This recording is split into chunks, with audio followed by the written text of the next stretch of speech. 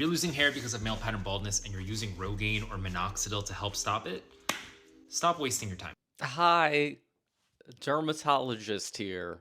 That video has about 104,000 likes and it is misinformed.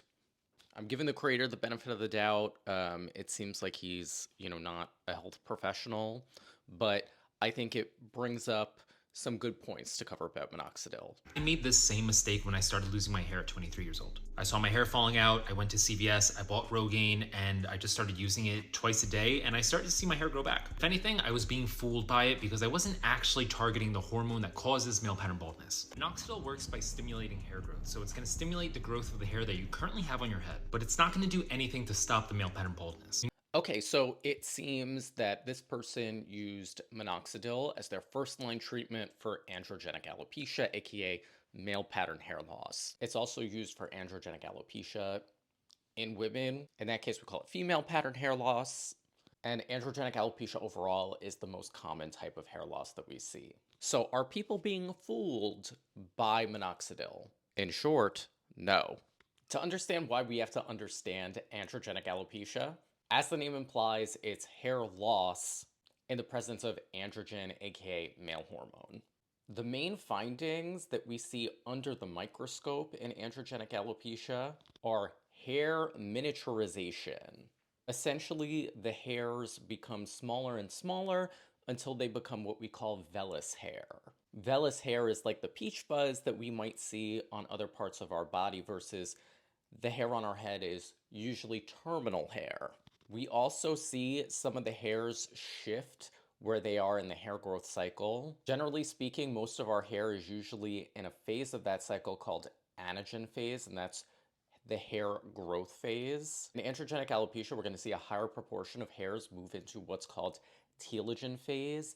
That's the resting phase of the hair cycle, and that's when we actually shed our hair. Oh, in androgenic alopecia, we're not actually like losing hairs.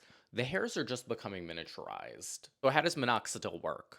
It's not fully understood, but there's a few ways that we think it increases hair growth. The primary way is by essentially bringing more blood flow to the hair follicles.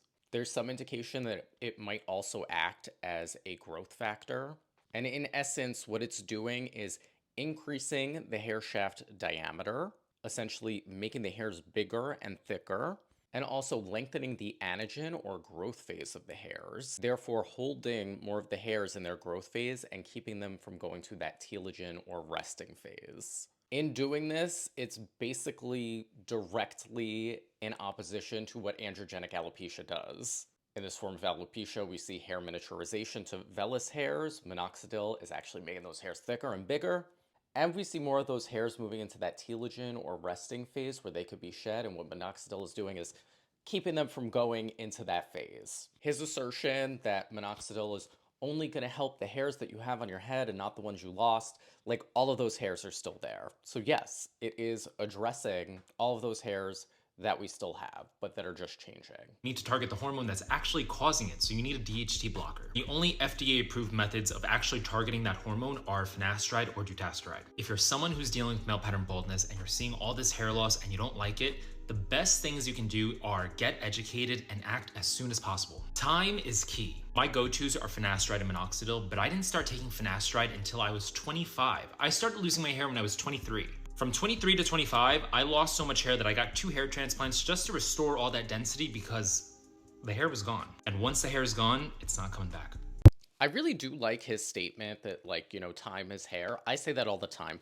If people are noticing hair loss, they should address it immediately and see a dermatologist if they can, especially because some types of hair loss are more aggressive, and a lot of people think they have androgenic alopecia when it's something completely different. That said, saying dutasteride and finasteride are FDA approved as DHT blockers, yes, they are, and they are helpful for androgenic hair loss, but that's not to say that minoxidil is no good.